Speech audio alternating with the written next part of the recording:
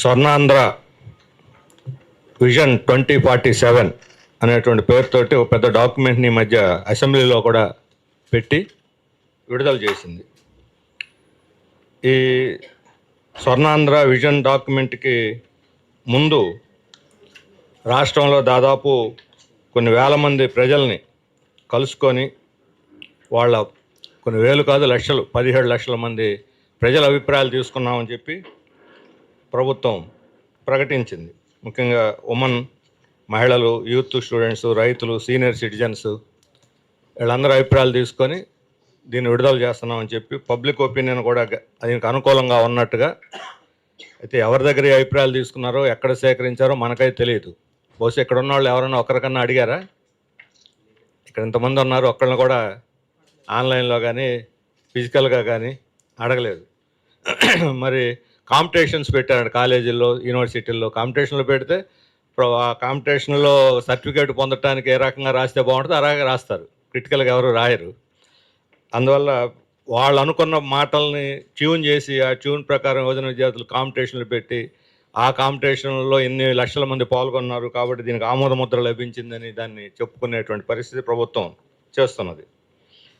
ఈరోజు ఇక్కడ జరిగేటువంటి మన ఈ సమాలోచన సిపిఎం ఇది రాష్ట్ర ప్రభుత్వం బహిరంగ విడుదల చేసింది కాబట్టి రాబోయే 23 సంవత్సరాల యొక్క రాష్ట్ర భవిష్యత్తుని నిర్ణయించేటువంటి విధాన ప్రకటన కాబట్టి దీని మీద మనం పార్టీ రాష్ట్ర మహాసభ ముందు ఈ సమాలోచన నిర్వహిస్తున్నది.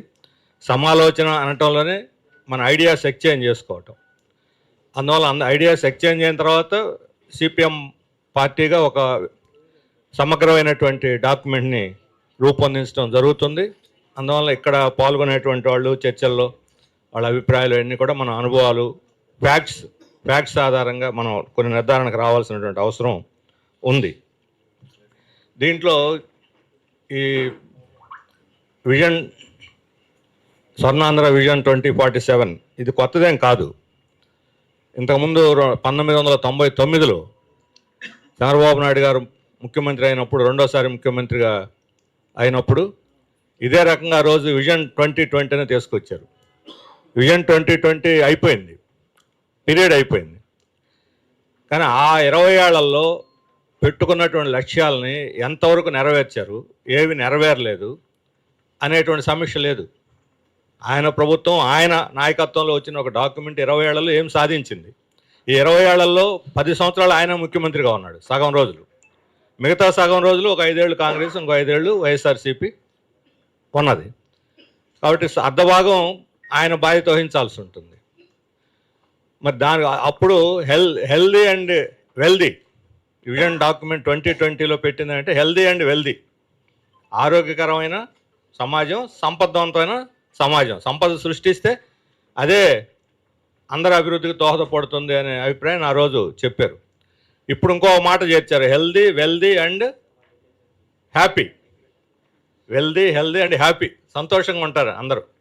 మంచిదే, మనం కూడా కోరుకునేది అదే, అందరూ కోరుకునేది అదే. హెల్దీగా హ్యాపీగా ఉండాలని కోరిక మంచిదే. కానీ ఆ కోరికని సాధించే దిశగా ఈ డాక్యుమెంట్ ఉందా? కోరికది విధానంది అవుతుందా?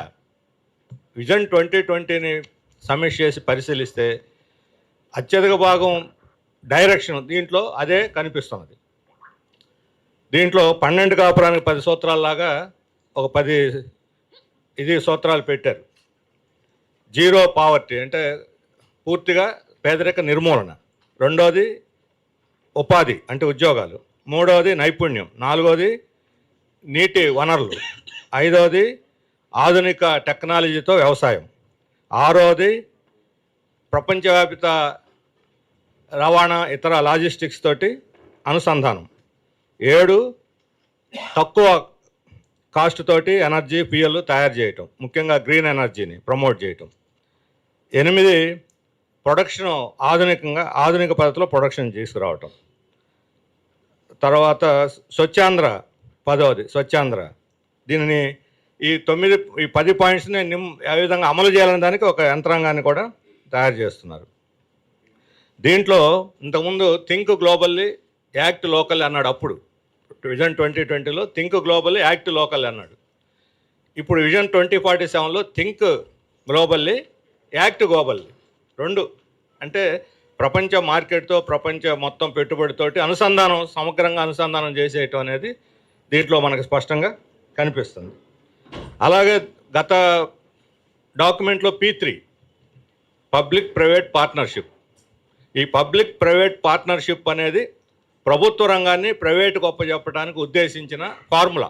P3 ఫార్ములా వనరుల మీద, అన్నిటి మీద ప్రైవేట్ ఆధిపత్యం. అది డిజైన్వేషన్ రూపంలో కావచ్చు, లేకపోతే పూర్తిగా అమ్మకానికి పెట్టి కావచ్చు, ఏ రూపంలో చేసినా సరే ప్రైవేటైజేషన్కి పెద్దపీట వేశారు. అప్పుడు విద్యుత్ రంగంతో సహా అనేక రంగాలను ఆ రోజు ప్రభుత్వ రంగ సంస్థలు అన్నిటినీ ఆ రోజు అమ్మేశారు. హైదరాబాద్లో ఉన్నటువంటి పెద్ద పెద్ద సంస్థలు అన్నింటినీ, హెచ్ఎంటీ లాంటి వాటిని, ఇటువంటి అన్నింటిని కూడా మూసేశారు లేదా అమ్మేశారు, మనకు తెలుసు. షుగర్ ఫ్యాక్టరీలను అమ్మేశారు, అలాగే ఆయిల్ ఫ్యాక్టరీలను అమ్మేశారు, ప్రభుత్వం కింద కోఆపరేటివ్ టెక్స్టైల్ పరిశ్రమలు అమ్మేశారు, దాదాపు అన్నిటినీ వదిలిచ్చేసుకున్నారు, డైరీలని అమ్మేశారు, మూసేశారు. లేకపోతే ఆ రకమైనది P3 అనుభవం ఉంది మన ముందు.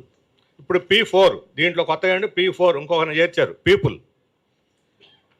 People public private partnership.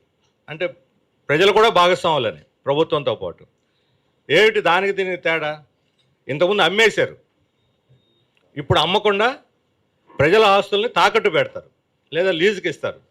ఇప్పుడు ఉదాహరణకు సోలార్, అదానికి వస్తాడు, ఒక 5,000 ఎకరాలు నంద్యాల జిల్లాలో ఇచ్చాడు. ఈ 5,000 ఎకరాలు రైతుల దగ్గర నుంచి సేకరించరు, అంటే నష్టపరిహారం ఇచ్చి సేకరించరు. ఎకరాకి సంవత్సరానికి 30,000 చొప్పున లీజ్ ఇస్తారు. యాజమాన్యం రైతులదే చెబుతారు, కానీ పొలం మళ్ళీ తిరిగి వస్తుందో రాదో గ్యారెంటీ లేదు. ఒకసారి సోలార్ పెట్టి మిషన్లు పెట్టిన తర్వాత వెనక్కి వస్తుంది, 30,000 ఇస్తామంటారు. అంటే వీళ్ళ 30,000 వీళ్ళు భాగస్వామ్యం అన్నమాట వాళ్ళు. అట్లాగే ఇప్పుడు రైతుల భూములను తీసుకొని కార్పొరేట్ కంపెనీలకి అటాచ్ చేస్తారు కాంట్రాక్ట్ వ్యవసాయం పేరుతోటి.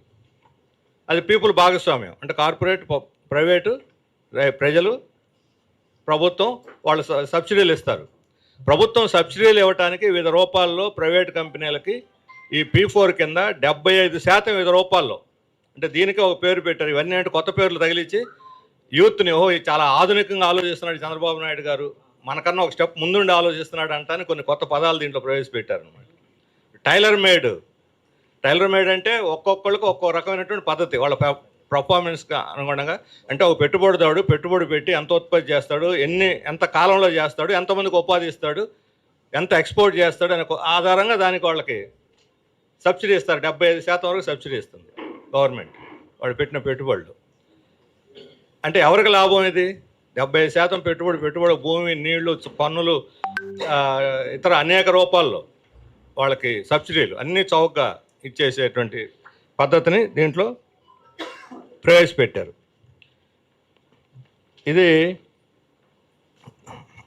దీంట్లో అన్ని వ్యవసాయం, విద్య, ఆరోగ్యము, మన ప్రకృతి, ఎన్విరాన్మెంటు, అన్ని విషయాలు పేర్కొన్నారు.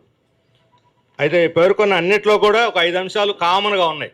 విద్యలో కావచ్చు, వైద్యంలో కావచ్చు, నీటి వనరుల్లో కావచ్చు, హ్యూమన్ రిసోర్సెస్లో కావచ్చు, ప్రతి దాంట్లో ఫారిన్ ఇన్వెస్ట్మెంట్లో కావచ్చు, అన్నిట్లో కూడా ఈ దాదాపు ఈ 10 అంశాల్లో ఒక 5 అంశాలు కామన్గా ఉన్నాయి. ఏంటంటే అన్నిటినీ టెక్నాలజీ పరంగా, విద్యారంగంలో, వైద్య రంగంలో, ఆరోగ్య, నీటి వనరుల్లో, పరిశ్రమల్లో, అన్నిట్లో కూడా టెక్నాలజీ.